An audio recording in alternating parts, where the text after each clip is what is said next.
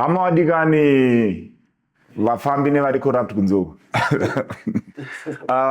It's 2024. Welcome to the Bold Exchange. Please do me a favor before you go any further. Click the subscribe button. Today I'm joined by one of my favorite guests of all time, Mukundu. How are you doing, man? I'd say my mix. The last time I had a conversation with you, it got me into a big trouble, into a bit of trouble. But I would like to thank you because talking to you exposed us to a whole different audience. And I would like to personally, from the deepest part of my heart, to say thank you for exposing us to a different audience. But I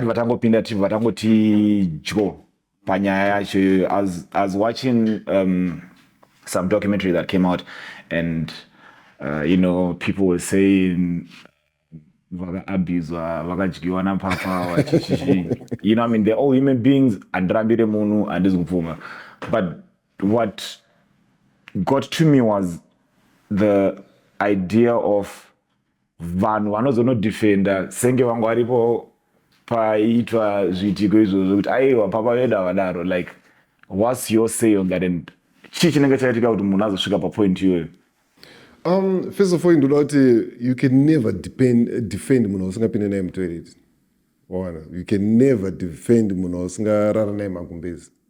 Even nyange wanorara naye magumbezi pane madzimai akatozodiscover kuti murume wake ane imwe mhuri kuside munhu panhamo chaipo. So you can never defend munhu. I remember pandakatanga kuenda kuchechi ndakambodefenda futi mumwe munhu wamwari, so ndikazonyara zvisingaiti zvabuda pachena. So first of all chandinoda ndechekuti munhu hadefendwe. Inini documentary iyo ndakaiwacha zvangu, I'm neither on the left handisi kuright, ndingori pakuti hatizivi zvakaitika. But kuna vanhu vanozodefenda vaya pane inonzi brainwash manje. Okay. And my religions, they are very good at brainwash. So jona munhu anomira kutoti hasha. I remember the other time ndandiri mune imwe shop, so ndandauda kutenga H metro, vandaona imwe heading yanga iripo, so yemwe miracle worker, so vanoti vanhu vemamiracles vandadhiniwa. I didn't say anything much. Amai yangu ari muqueue vakagotanga kupopote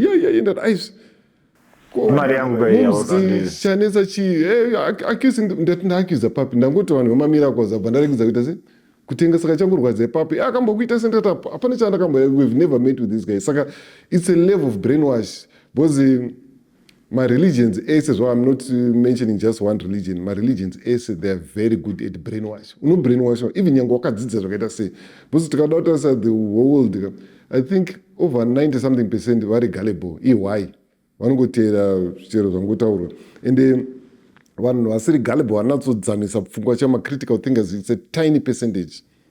Saka vanhu vekuti vakato brainwash. Because when you say miracle workers, for me to actually then kuti ndizosvika pakubhilivha ndendatomboudza zita rangu nenamba dzechitupa. I mean, obvious kana ndiri mubulawayo maybe vanoratidza kuti tinenge na K66 saka chitupa chako china K. So I'm saying, how do they do that? How do they do it?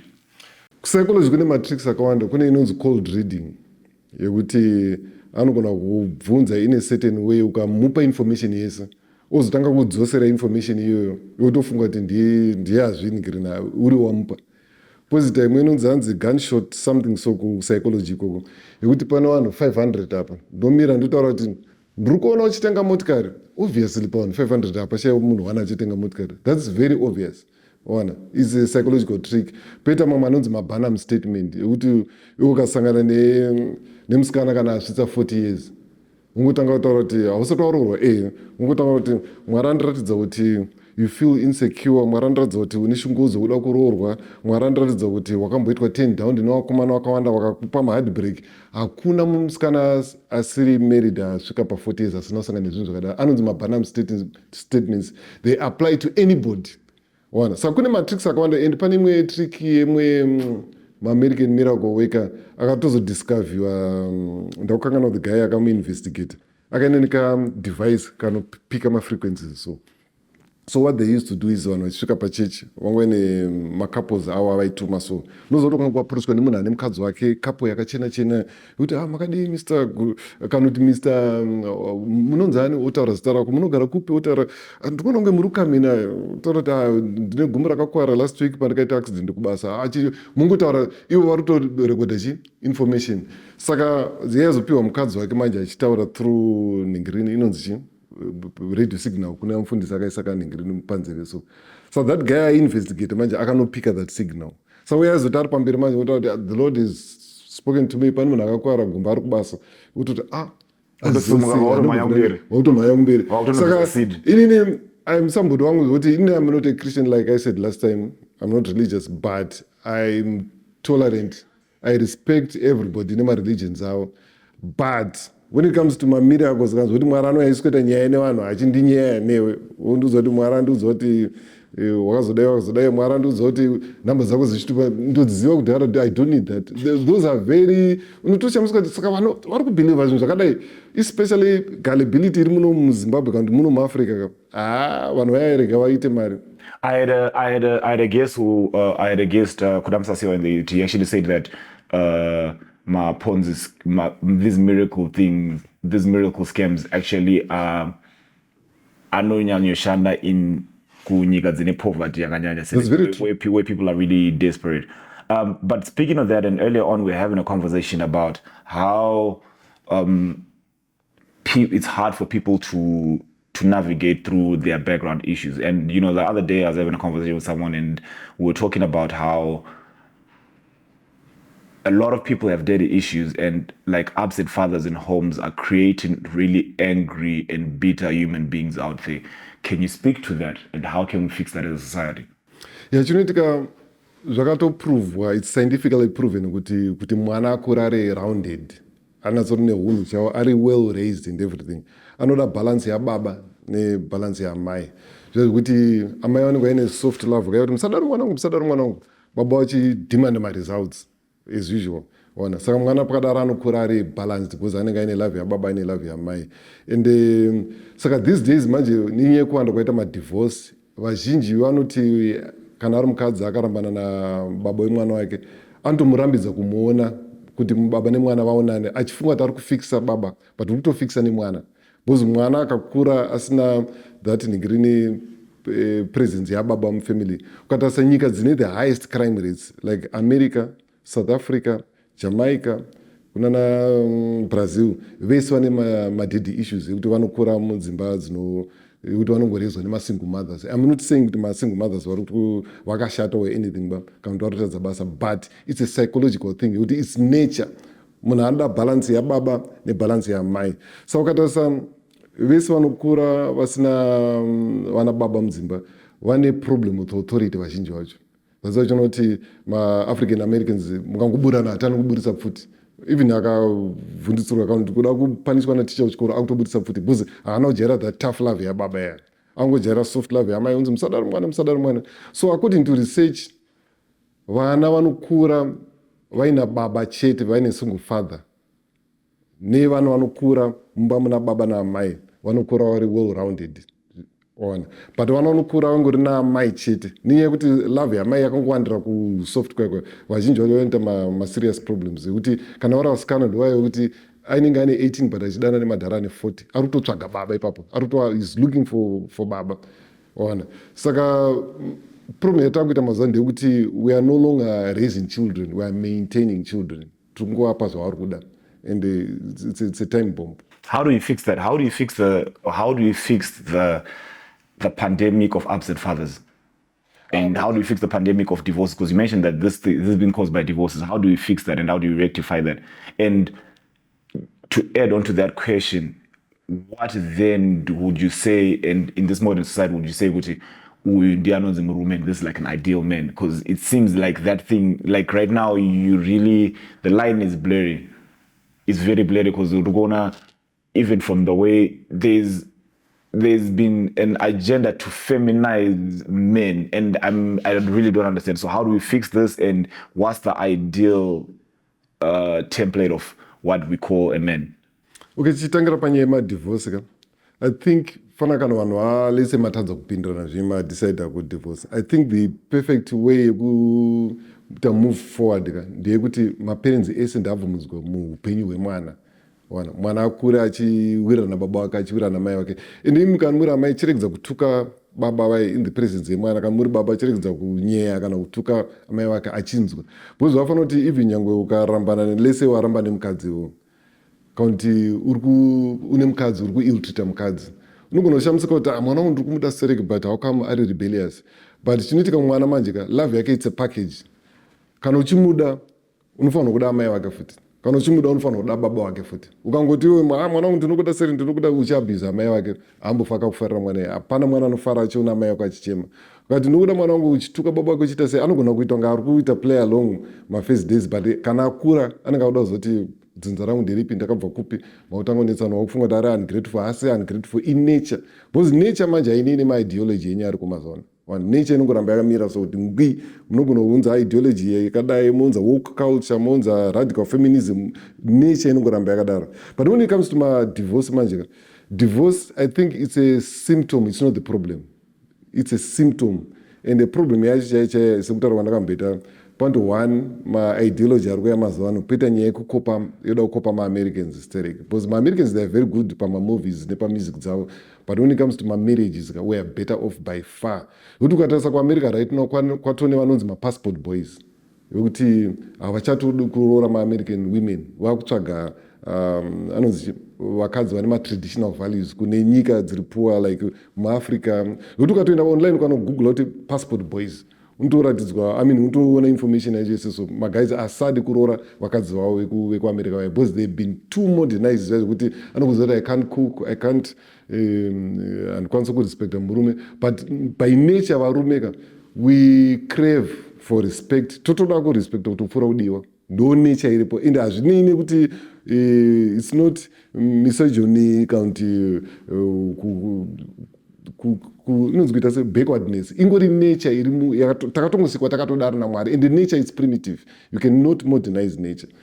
So pamamarriages ipapo we just need to go back to my principles chaiwo emarriage, otherwise tikada kuimodernize haisi iPhone, it won't work. So do you think that our current marriage act iri munyika munomu, do you think that it's actually is compatible with our society and our culture? Ine mama elements akanaka zvayo, but pane mamwe amendments anokuda kungoitwawo. But I think looking at it ine elements akanaka, but ingoti chinhu chinonzi munhu chonetsa kunatsocontrola. But I think chinhu chiri kunatsovhiringa mamarriage inyaya yandataura yekuti vanhu vari kuda kumodernize something chiri natural. Zvinhu zviri natural zvimodernize, haisi ningirini, haisi laptop. How you've been married for a very long time. I remember unotozene date racho nanasibashi nekuti kongwainaya that day. How do you resolve, how do you fix it when it breaks down?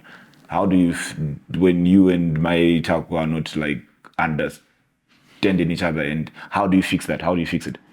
I think you need to understand with the two of you get a problem. It's both of you against a problem. It's not me against my taka against me. It's both of us against a problem. Then to gadzirisa nyaya. Pane pambokuti unosvika kuti mukadzi akamudhura, wakadzi arimbomudhura. Arungo mwaya rafu. At times ukada kugadzirisa nyaya there and then hazvibudi. Unotombosiya zvakadaro kana utombobva. Wozoti makarelaxa on a good day.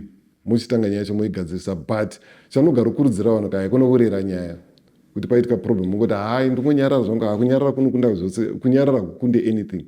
Kunyarara kunotowedzera problem. Kana paita problem every single problem ndeiaddress. Even yeye kuzorowana yeyabvise munhu amutanga nekurowana unotanga nekubayiwa pamhanzo, so kunzi iwe ukamusiya achikubaya pamhanzo daroka mukasaadressa that issue next time imbama, next time chibhakera, next time itsvimbo, next time rabanga kana pfuti. But you know, like I liked how you raised that. Could you know how do you react to that? Because remember when there are cases where munananga chita akazondrowa, and what's the first question that people who think normally would ask? One wakaroerwe. I'm saying, what's the response when when someone attacks you, or in an institution of marriage or in a relationship, like what's the correct response? How do you fix that? yekunoripota mapurisa iri trick manje because you can make it way especially munhu akazosungwa ndipo paunozoona kuti munozotanga kuregreta futi ina I think kuti munhu wese ane munhu anonyara munhu wese unotone munhu wekuti akakutsiura kanyaka kuti akakushata unotonyarara kuti zimu pamwe ndisekuru wako pamwe ndimufundisi wako kana ari munhu anoenda kuchechi pamwe nditete wake munhu wese anotone munhu anonyara saka take note of those people ona saka kana paitika such things go and approach those people wokugadzirisa ino inyaya isati yakura because dambudziko rinoitika ndekuti vanhu vazhinji vanorera dambudziko kana dambudziko ratambarara manje kuzotanga try kurigadzirisa it's too late ona dambudziko richiri kungotanga sataenda kuri satatambarara ndaribva ratotanga kutogadzirwa from futseki chaiyo from kubaya pamhanza chaipo ndapabva patogadziriswa ipapo. So do you think kuti like being liberal is actually is going to be the death of our African society? Because pane zvinenge zvakuitika mazano zvine zvikukatika mazoti vanhu vari woka, is it an attack on our African culture and principles? And when you still stand by those values, unotonzi maybe akasara or whatever, do you think being woke and liberalism is the death of our African culture? Yeah, we need to be very careful nezvinhu zvatinokopa kuAmerica, like I always say, because usually mazano pane dambudziko rekuti munhu wese ada kunzi ari kufambira netime, munhu wese ada kunzi ari modern. Saka the easiest way to attack a culture kana kuataka certain maitirwo ezvinhu kungotaura kuti it's backward. Wangodaro chete munhu wese hapana ada kunzi akasara. But I always say kuti there are certain things in life zvandino prefer to be backward. Wanzi wafana marriage, I prefer marriage iri backward. Kuti ndini musoro. Yeah. So pane mwe feminist akatombo nditi saka nemukadzi wako makaenzana here as human beings takaenzana but mumba ndini musoro. Hakuna institution isina leader. Haumboenda pakamba notaura kuti mukuru ndiani munhu wese usumudza maoko. Mukuru ndini marriage. I prefer that model.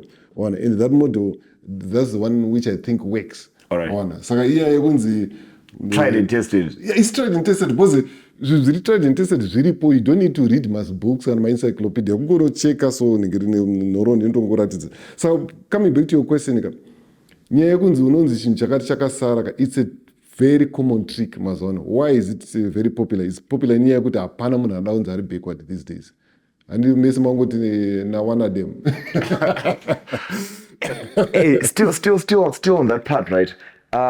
So the president used his presidential power to say then, kuti, you cannot sleep or marry anyone under the age of 18.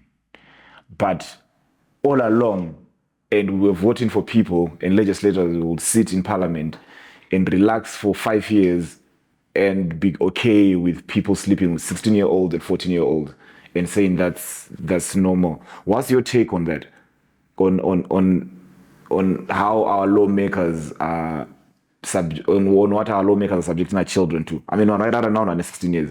Imagine someone 40 actually on 16. Yeah, I think in pane patinomboita dambudziko rekuti we are not proactive. Kuti tunazoona kuti bridge iri kusheka here, bridge iri is too narrow here. Then tinongoramba takangotarisa parinozouraya vanhu manje patinozoti saka at times we are not proactive. Chinhu choda remember ndambotaura kuti chinhu choda kugadziriswa kwekutanga chako. And futi even the way yatiri kuraisa vana, because pane zvimwe zvokuti unonzwa kunzi hanzi mwana aenda kusleep over, tumwe tumaculture tatangotedzera toito. Because unonzwa kuti by nature chaipo pane symbolism yakawanda, especially panyaya dzekupfimbana, panyaya dzekurara nezo, pane symbolism yakawanda. Indikauza bebe kuti uya usikorara kumba, symbolically ndikutomudza ndoda usikorara newe. Saka iwo handikakuinvite kuti uye usikorara kumba utorara chiita all night prayer. Hakuna zvakadaro. Kana munhu atokuinvite kuti uya usikorara kumba, arikutoda kutorara newe. It's plain and simple. Saka mwana angati ainvite kumba kweboyfriend, they in the same blankets. Mukomana uzotanga kutsvara uzotanga kuti handizvo zvandafambirisa wainge on. Saka ndikirini pane tumwe tumacultures twatava kukopa ndotumwe tutorikonzeresa madambudziko. Ituto twana sleep over. Ituto mwana ndangokura achingoziva kuti kudzimba dzavanhu hakurarwa. Kana waita mukomana munongoonana pachena. Ende mukomana anofanira kutozivikanwa kumba futi. Ndokuti asaite chitsotsi. Ona saka pane tumwe tumaculture twatiri kukopa ka ndo tumwe turi kukonzesa madambudziko. And why do you think us as a people and as a generation, why do you think we're so unhappy? We might post happy pictures.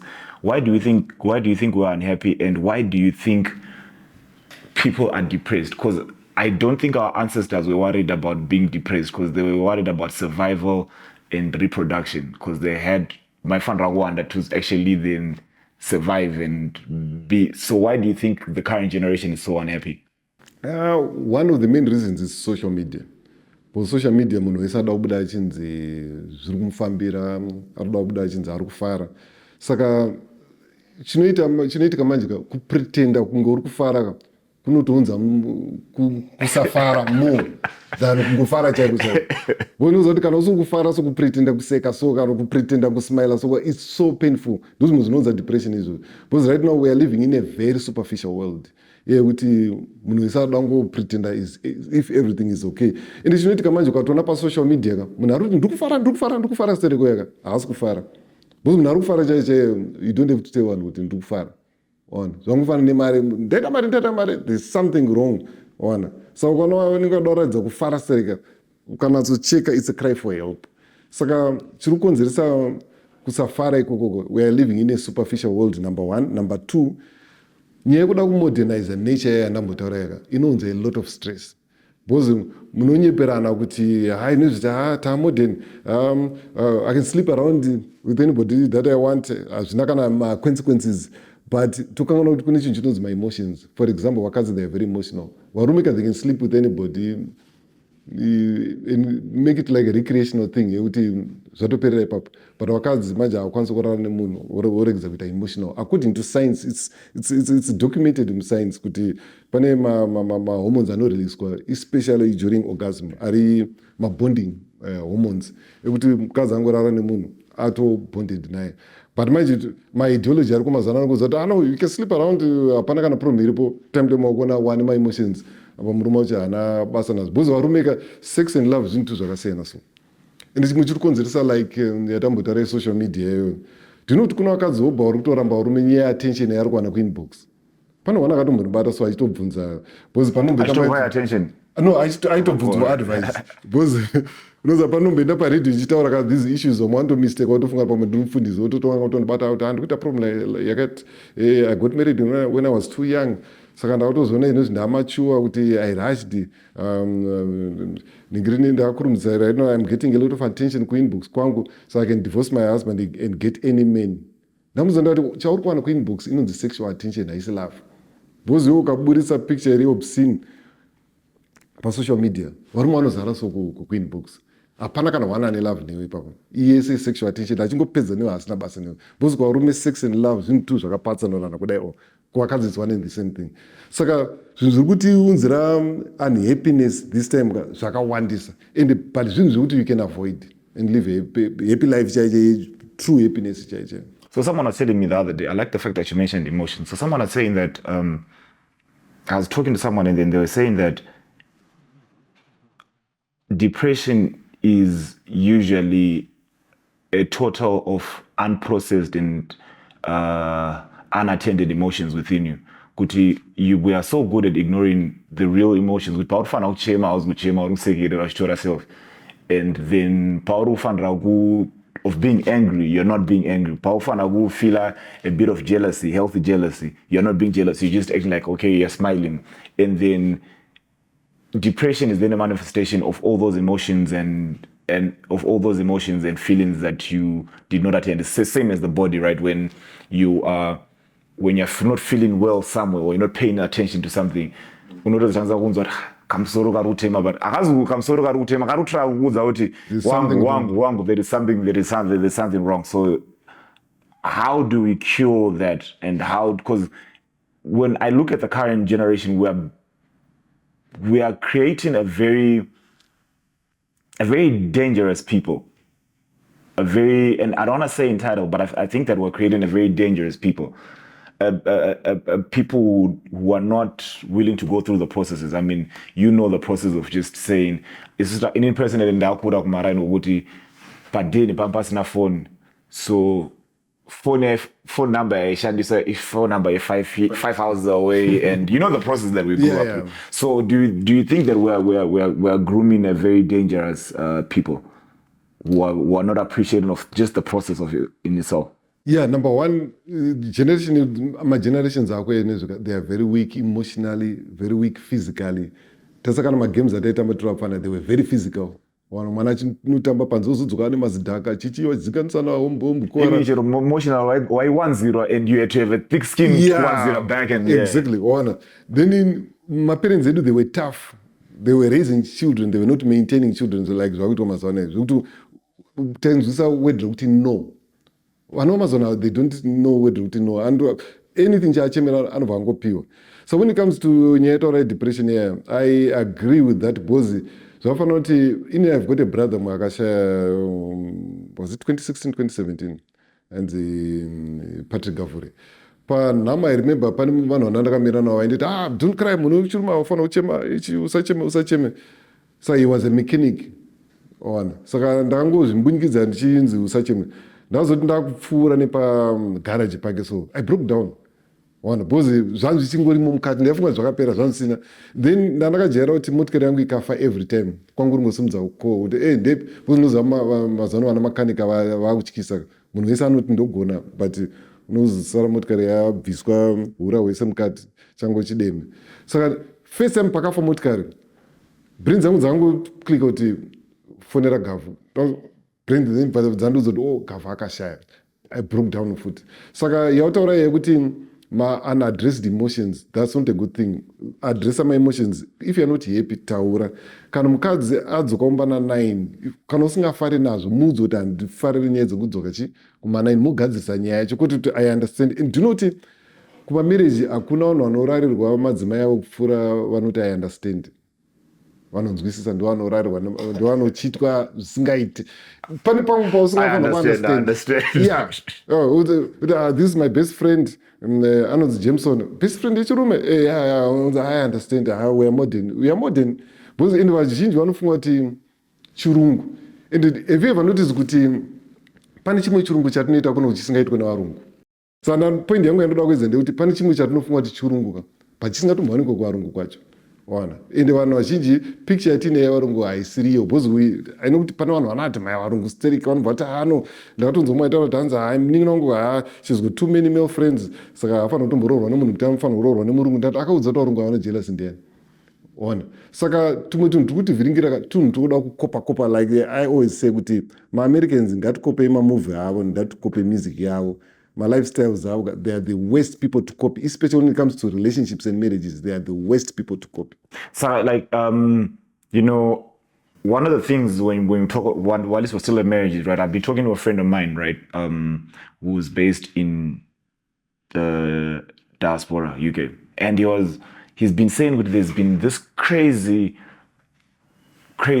spike in the divorce rate in the diaspora. And there's also a crazy spike of people who are saying, I think the dream was sold is not it. And there's a number of people who are saying they now want to come back home. Can you speak to that and to the diaspora community? Yeah, diaspora it's a very sad issue. Because at times memes in a social life, in the times kuona nokwencha kune kwakunetsa. Baba vari kupinda, mai vari kubuda. And it's not like ndikuashora because kugara kwatinoita tichienda kuwestern union necold remit ndivo vari kutumira mari vanhu ivavo. Saka it's a very good thing kuti vari kushanda. But when it comes to nyaya dzemamarriages, pada kunatsotsvagwa maproper strategies anoshanda, especially musati maenda muchitori kunoku. Pane one vanoziva inini vangu vari maneighbors vangu vangoti vachingobva ngororana kunzwa havasati vatombopedza nikirini 2-3 months mukadzi autoita nharo ndoda kuenda kuuk. Ndakashamba kuti what's the point? Imba vanga vainayo vakapiwa navabereki, but mukadzi autoita nharo ndoda kuenda kuuk, dambonoshanda, damboita sei, vambonoshanda kuuk kwacho. Paakazodzoka murume anga wild nemafrustrations aakuita chifambi chiri unstoppable. That's how they killed their marriage. So when it comes to my marriage, chinonesa zvacho pamamarriage ndekuti hapana one secret which applies to all the marriages. But panoda kungwarira chete kuti especially kana maronga zvekuenda kudiaspora, you really need to work out planning kuti muri kuronga kuita sei and munofanira kuonana musafe makafunga kuti hanzi intimacy haina basa toda kungotsvaga mari chete hatisiri vana vadiki intimacy hainei kuti muchiri mwana mudiki hainei kuti uri mufundisi you need, especially when it comes to intimacy and spending time together, you really need to create time for that because that one is nature manje and the nature chakaipira ndekuti zvinhu zvezvo kana zvaane nzara hazvipiwe porridge manje nature must be attended to saka create time intimacy, create time yekutospenda time together and then stress dzekumabasa dzedze knows how to control it and pamwe pacho even nyange mari uchiida pamwe pacho you need time to rest because imwe inenge yafrustration yekusazorora chaiko chaiko so those issues it's a serious cause for concern. Is it a wise decision? Do you think, would you advise that is it a wise decision for people to actually move to the diaspora, or would you rather thrive in your own land? My reasons anosiyana because one of my genuine reasons so it's very difficult to pass a single judgment because nyika yacho kuoma yakaoma atipapa tudama zoti ndambotaura statement yekuti I will not condemn wakaenda and I will not condemn wakasara because there are people like me wekuti on a personal level I've traveled over 25 countries around the world hapana pandakambotiza ndikaita overstay ndikasarako because I want to be here in Zimbabwe and I know kuti ndikabuda kunze ndokwanisa kutoita more money kutenga mazi Zimbabwe but for some unknown reason ndoda kuve ndiri muZimbabwe saka personal zvangu vakaenda ndivashore vakasara ndivashore but kana madecida kuenda pachipapa you really need to sit down kana motanga matombobvunza variko kuti kwamira don't get too excited because vanhu vazhinji vangofunga kuti ndege akutoluza pfungwa hamuchanatsoplan natsogare pasi munatsona kuti is this thing for us muona kuti muchanobenefita here because panopamba kuti mabenefit amareka but maura emarriage and the marriage manje malosers biggest losers emarriage hamusemi the two of you because you can get another wife, the wife can get another husband but mwana cannot get another father, they cannot get another mother nyangwe pakwaya mai vakanaka sei baba vakanaka sei the biggest losers vemdivorce vana. And there's something that you hinted, what you said, kuti nyika kuoma yakaoma, right? And just driving around in Harare and just living in Harare, what would you say to the service providers of Harare with the current state of Harare? Furapana rezende, pakone marara uku, beans are all flooded, and then you then ask, where are we getting it wrong? Is it us as a people? Uchingobuda Barclays Bank kungotsika domasi apa what's going on? I mean kana nyema state ma roads state of the roads, state of how we're just living in general, the water, the rubbish that we have. State ma roads it's so frustrating because you find out I don't know if it's true but I read somewhere pachitonzanzi amene city council wakaenda for a retreat kupi wakaspenda many thousands mangani ekustrategize. Oh yeah, I went to Vic Falls. And I wonder why should you spend money on my retreats my garbage isingatakurwe chine basa chi retreat munokwanisa kungogara even panapa pamotoita ningiri why do you need to mnetownhouse boardroom basa raenderei so I think kuti as Zimbabweans vanhu vazhinji maoffices mazhinji vakapinda they need to have passion nebasa because ukatasa I've traveled a lot to Western world ukaona munhu achikampena kutopinda mupolitical office chido chake hachisi cheumwe yake ane zvinhu zvaroda kutochinja zvishuwa zvasochono Trump akataura ndiri kutambira dola zvangu pamari yake pay yese ichienda kuningiri kucharity because anenge aine vision yari kuona kuti handisi kutaura kuti America iri perfect but ndingotaura kuti most countries dzekuwestern world the reason why vachizoadvance kudaro even vana China vaya even vana Dubai vanga vari madesert vakaningirina vanototaura kuti hanzi problem yemuAfrica haisi kuti hamuna resources because it's not because you are poor but you are poorly managed.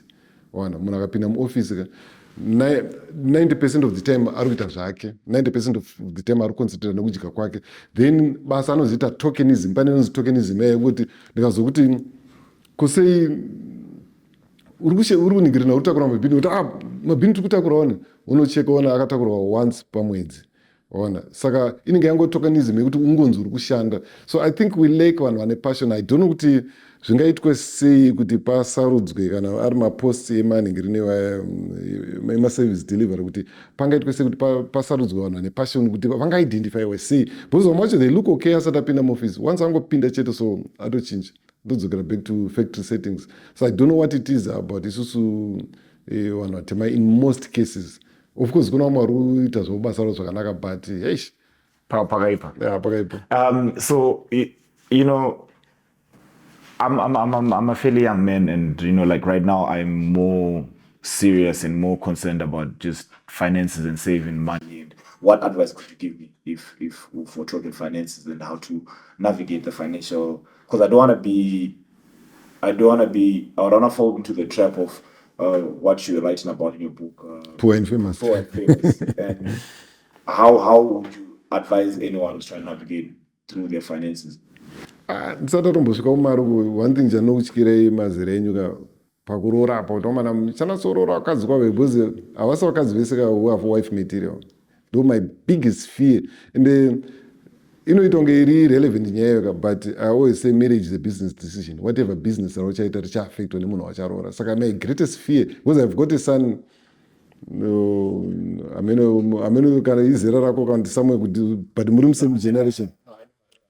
That's my greatest fear kuti because pane mumwe mufeso wandakatombosaka naye so kumagitaro kaitaura kuti ndototya kuti ndichaunzirwa bhebhi randakamboti mhanya naro nemwana wangu. Ona saka because vazhinji mumazera enyu manje makuwanza chihollywood manje chaicho kuti udaka aikendi kabhebhe because vakadzi havana kufanana. They are not the same. Kune maBower Ranger kuita mawife material. Ona Bower Ranger there's no way anovaka. Ona angangofunga zvokuita manails ake nekugadzirwa bvudzi nemabrazilian hair whatever. Saka my biggest concern tisati atombosvika kumari or anything is vakadzi vamucharoora.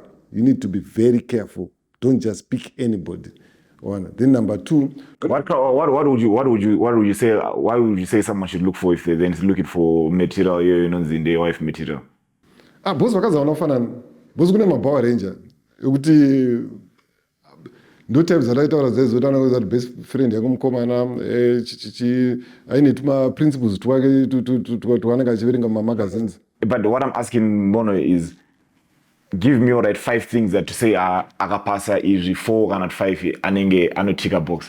First of all, musatombofamba kapin number before manatsoziwana like it shouldn't be less than 6 months. All right. 6 months to a year. Unozoti yatakambotaura last time yakuti uchitanga kusangana nemunhu ka haaratidze the true picture yake chaichaiyo. But after a year unoza mumwe munhu unongonida ungomugumbura ka1 so ungomira paside so unoona munhu achivhunura so achibudisa ma-true pictures ake wana. Saka first of all tisataenda anywhere else ka haikunorora nemunhu musamanazozana. Ndakambonzwa mumwe pana aitaura kuti hakuzana hakuna basa unosvika rini uchistata munhu iwe. Pane imwe type yekuti musati maburana. I remember mudhara Ezeke Guta akambotaura zvikanza pane vanhu vakamboya for counseling andikaudza kuti makambotukana here anzwa akati hatina andikati dzokerei tangai mambobohana modzoka mombobohana modzokerana mobohana by then after 6 months to a year unonga unoziziva munhu and don't ignore my red flags. Ona because pana anonzi ma red flags aya kuti unozoona kuti apa pane something chausiri kunzwisisa. You need to trust your trust issues. You need to trust them. Because panopamba kuti unazoshamisika meso kuti munhu asikuona ma-red flags kasi red ndo favorite color yake iri munhu. Zviri pachena and pana mamwe anonzi ma-S test word racho it's a swear word andicharimenshina zvangu. Because vakadzi by nature ma-psychologists. They are very good at psychology. Ona kuti anenge achikupa ma-S test wayambichana kuti vanhu vese vatinotaka vakajiswa hapana kana 1 akajiswa kana 1 musikwedzvinya hapana chaunomboshanda chiri scientific chinoona affecta brains emunhu hakuna zvinhu zvakadaro. Psychology because vakadzi by nature they are very good psychologists. Saka zvinhu zvese zvokana tora time yako uchibvunza madhara ako uchibvunza naye mudhara bhebhi rangu raonekwa zichibuda muloji nemwe mudhara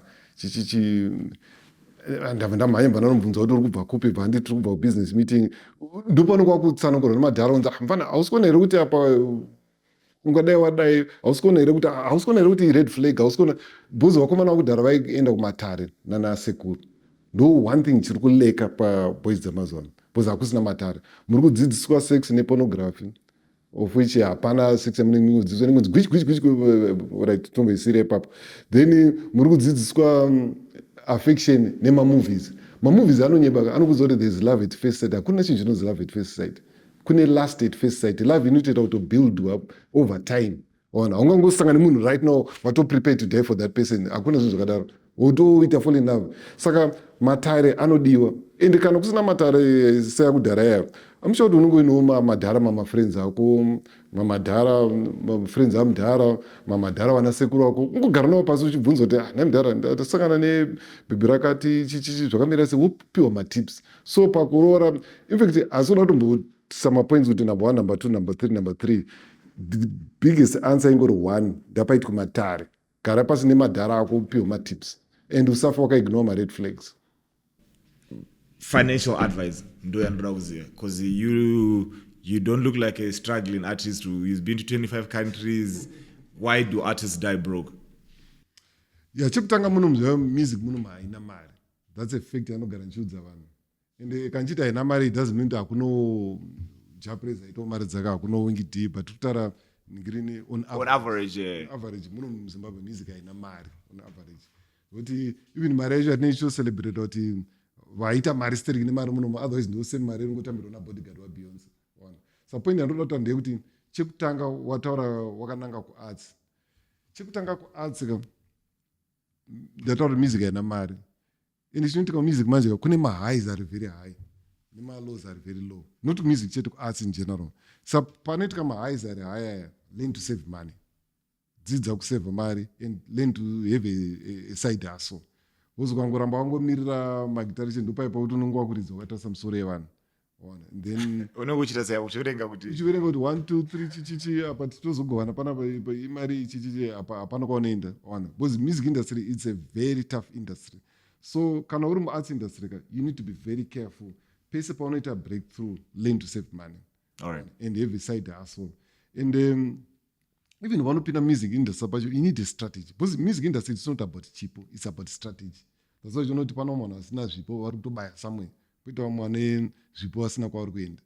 Saka iri nyaya yekuarts zvayo yehupo and famous I think tichambogara navo wakati wandei because dzungura ndiri kuona izvi nezvika rakati wandei ende wamazona hapana chaunomudza because anenge ari busy kunocheka paYouTube anonoudzwa information iri very relevant for Nigeria but isingashandi muZimbabwe. Pane zvimwe zviri very relevant for South Africa zvisingashandi muZimbabwe. But basically panoda kuti ndikuti panoda financial wisdom. Paubata mari imbomira bling bling, imbomira kuita status signaling. Ngenyaya yekuda kuti vanhu vese vazive kuti wazotenga zimota. Pane mufana wangu wandaiti kuti watenga zibhenzi rese apa imari yangu yalamsa muka 1. Mari ungadai wangotenga Honda Fit imwe mari wainvesta kana wototanga ka project. Saka iyese wisdom yekuti yatamotaura social media yekuti vanhu vazhinji vari kuvhiringwa nesocial media kuti anenge achida kuti akabata kamari utoonekwa pasocial media kuti zvinhu zvabo at the end of the day wasara usina chinhu pangoitika crisis wanyura. Ini zvangu I'm not rich, I'm just comfortable. Nyaya yekuti ndine financial wisdom ndakangwarirawo pamari papapa handingospende. Even patakadzingwa kwaTuku pakapera basa kwaTuku a lot of people watotarisa. You're fired? Yeah, I was fired in February 2007. Ndipo pakatanga your podcast career yekusasa sasa. What happened is pandakapinda kwaTuku within 1 year ndandatotenga imba. Vamwe vari busy kutenga hembe, vari busy kutenga chinhu ndandotenga imba kwaRand Park within a single year. Vanhu vakashamisa kuti patingazoti mudhara abhadhara ndati maezi haungatambire same amount of money nabhosika. Bhosi ukazvikombera neyabhosika life has never been fair. Yeah. But the unfairness yacho inofanira kumake sense. Saka haungatambire the same amount of money neyabhosi. Ukakombera neyabhosi ndopaunotaura kuti bhosi haasi kubhadhara. Ndakatenga imba within a single year. Gore risati rinombopera futi around my 11 months. Akatondiudza kuti there's something different about you. Akapaiza hayi yekudzingwa yanga iri but ndandoda kuti ndichipinda maTuku I hit the ground running. But ndanasotanga kucalculate kuti nderipi rimwe band muno muZimbabwe rinotravela as much as Oliver Mtukudzi. Ndikabuda kuno kwaOliver Mtukudzi nderipi rimwe band rinojoina rinotambira mari yakaita sei. So ndangopinda nditori on the run. So first ndatanga kutenga imba ndingopedza vapaimba ndatanga kunganza mari yestudio ka1. So by the time yatikadzingwa graft studio yanga yatokwana kudhara. Saka ndingodzingwa graft ndabva ndangopinda muproduction. Saka ndiri kwaTuku kwacho zvandaita manje I had a strategy. Ndaigara ndichinorekodha neother artists for free just to keep my name alive. To keep my name in circulation.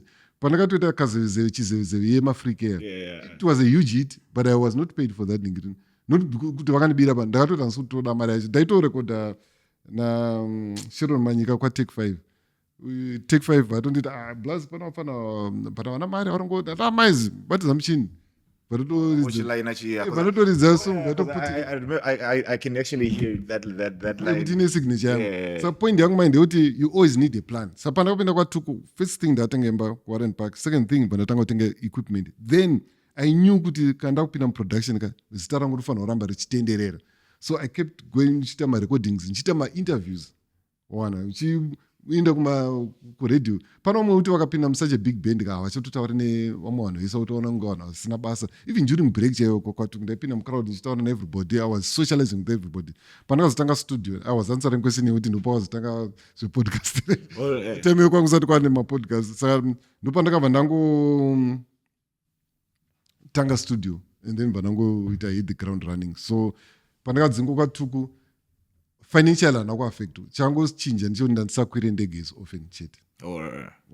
And you've worked with so many legends, man, and you've seen so many legends. You talk of them Kanyas, the Andy Browns, the James Shimombes and stuff. Who was one of your favorite legends to see in action, and what story can you tell us about them? My favorite to see in action was John Chibadura.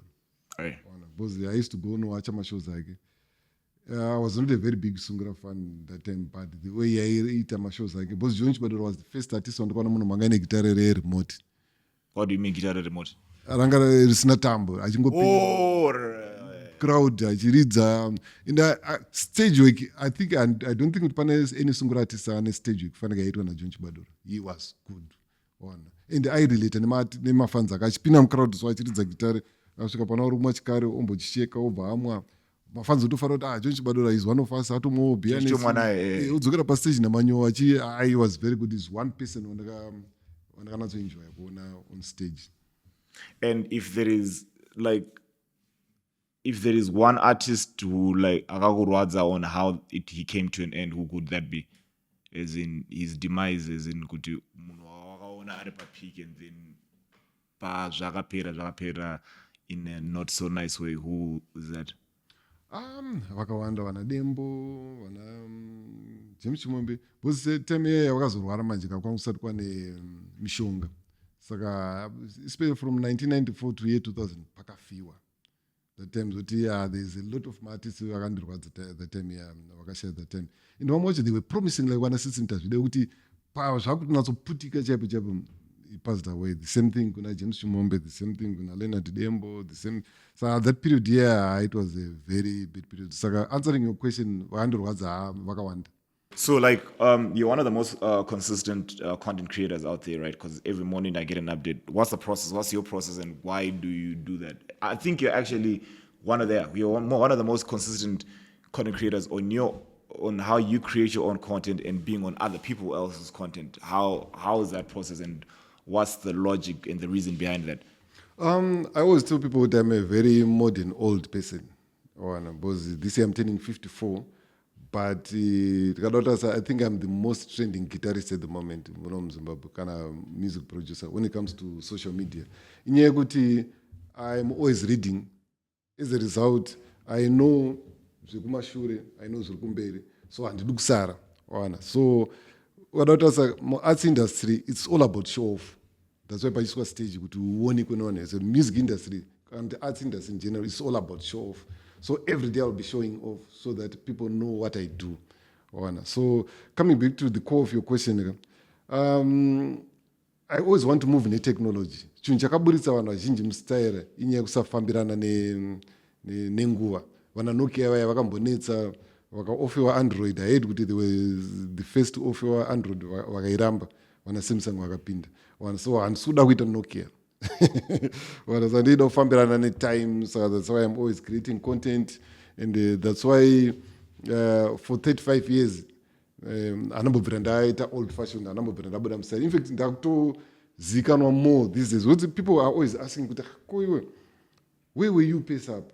So I always tell them, you were dancing to my guitar lines for the past 35 years. Musingatozive vese vana maendere brothers vana Fungisai. I was involved in all those projects. So I'm just happy that I'm one person who has been very consistent in my career. And one thing I don't really consistent in Yaguti, I've never tried to fight change.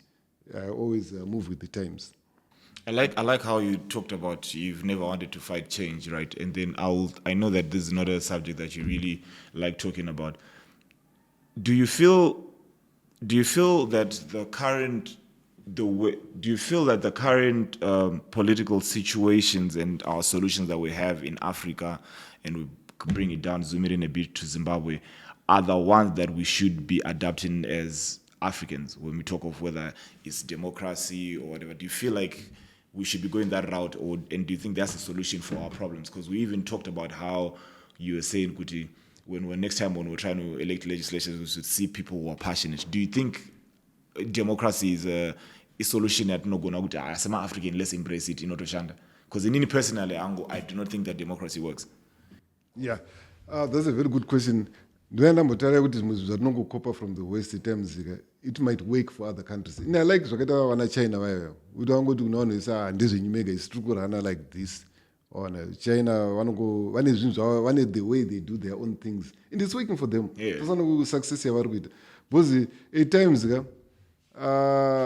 mama systems atinoita because at times the majority iri very easy to fool because pane ma-psychological tricks anozivikanwa kunzi kana uchida kunyebera vari ma-Americans vanofanira mapeti stere kwabuda wakabata tumapeti uchinenge unobva uonekwa semunhu kwaya wakutovhoterwa. Muno muafrica ukapa vanhu ma-t-shirts ukaningiri nayo wobuda wakabata kamwana wakutovhoterwa. At times you can just put up an act but zvisiri zvo zvauri then wapinda wakuvhunura wakuningirana wakota zvemabhaibheri muno makawanda makristu ukangokota mavhesi ukadaiwo vanhu vatoti haleluya munhu wamwari uyu ndapinde muofisi. Saka I think I agree with you papa. I don't think democracy works because ende tikada kutasa even the way yatinozovhiringirwa inonzi chii mararamiro edu muafrica munomu, like pane nyika dzatinoziva dzisingafariri Africa dziri muwestern world and dzinotoshandisa democracy. For example tikatasa zvakaitika kuNiger nekuBurkina Faso, vane munhu wavo wanga wakaisa kandi vane vanhu vavo because ukada kutasa mafrench countries ese anga adyarwa mapuppets. Saka vanhu pavaenda kumavhotsi nyika iyoyo hazoda kutaura mazita nyika iyoyo yatonofanda kuti vanhu vavarige varamba varimo, ndosaka kwakazoitwa makuu.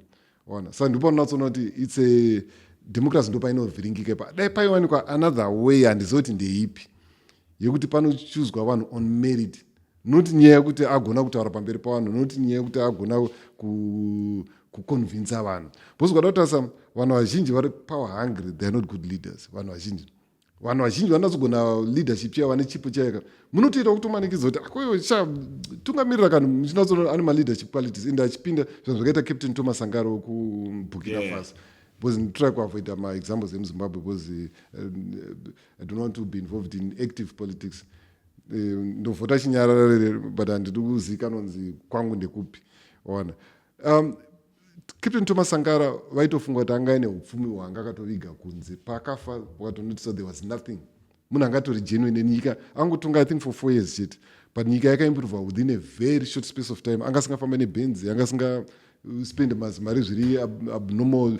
Nyika yakatanga kuimprove but haana kuvhoterwa, akapinda neanother way.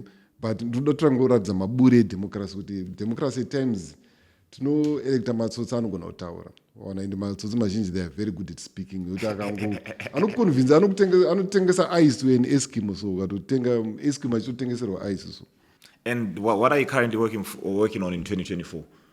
What project can we expect from you? What are you writing another book? Are you putting another album? What are you working on for 2024?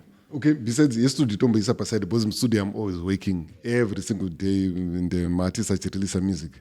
But pane imwe project yandiri kutanga yekuti pane madhara emusic industry wakaita sana Philip Sosve, vana Chibhodhoro, vanhu vaya vaishanda behind the scenes. Those people have got a lot of information which is very valuable and everybody forgets about them. Vanhu vazhinji vanonanga pavanhu vakabata mic. But chinoitika music industry usually the people with the most important information vanhu vasina mbiri. Because usually tinoita mistake yekuti munhu akaita hit akanisa paridhi orira kanzi ari kurira tofunga ndiye anoziva zvinhu zvese ende unotoona munhu yakutomomotera nemumvunzi nomuremera achitadza kupindura. So saka point yandoda kuedza kuti ndekuti I am always speaking nemadhara iwayo vaishanda behind the scenes. They've got a lot of information. So one of my projects andine this year ndoda kugara nawo pasi ndomora all that information because ndakaplana kutanga naBob Nyabindi patakabva arwara, saka even patata kumuvhizitira kuti mugare naye pasi muite izvozvo hataona kuti it was not necessary. Taifunga tacharecover bashaya. So one of my most important projects this year is to extract information from you're putting it in a book. Vamwe vacho ndokaita ari mainterview, not an interview as such.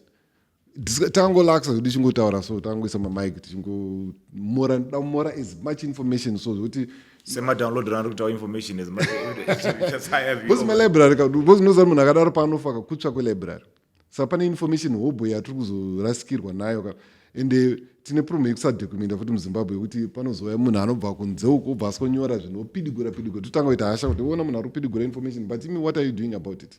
As actually there's a project that we're working on and we were actually laughing kuti we could not find footage. Okay, it's there, but we couldn't find like proper quality footage from Zimbabwe that was well documented of something that just happened like less than 15 years ago. That's why I'm very big on documentation. Because I remember pani patakada kuita vana vaTobias areketa vakakumbira kuti tiite an album in his honor tichishanda nema different artists vachiswemba masongs ake. Tapedza album paunzi paudiwa cover pakashayiwa picture. Ona pakatozonotsvagwa maposters amukadota akudhara bhozi akamboshanda kwamukadota achimba ndiyanga reg artist wekwamukadota. Paunotsvaga maposta akudhara paanga aripo bva paonekwa rimwe ranga rakabva razosikanwa bva ratozotambwa naro nemagraphics ndopicture yakazoshanda iyo.